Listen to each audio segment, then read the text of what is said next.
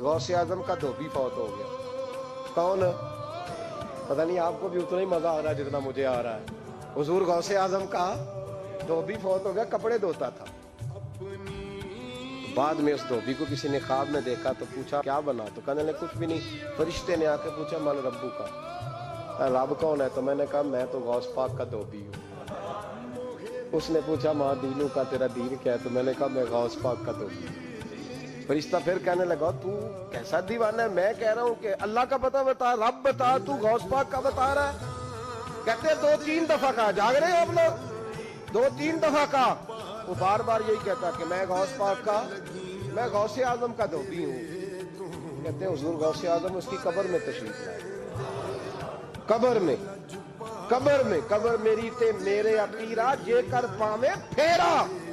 कब्र मेरी ते मेरे अपीरा जे कर पावे फेरा। कब्र दे विचों हड्डियां उठ के मुजरा कर सन तेरा। हुजूर गौसे आजम कब्र में आए और फरमाने लगे क्यों तंग करते हो मेरे मानने वाले को, क्यों तंग करते हो मेरे, ये कोई लवारस है इसको तंग कर रहे हो?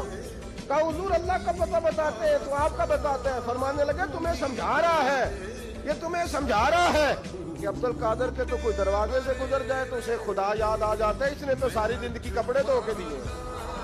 ये तुम्हें बता रहा है कि मुझे रब भूला, उनके तो गली से गुजर जाए तो अल्लाह अल्लाह करने लगता है। और मैंने सारी जिंदगी कपड़े धोए हैं, मैंने सारी जिंदगी ड्राइवरी की है, मैंने सारी जिंदगी नौकरी की है, मैं ताबेदार रहा हूं, मुझे रब भूल गया है।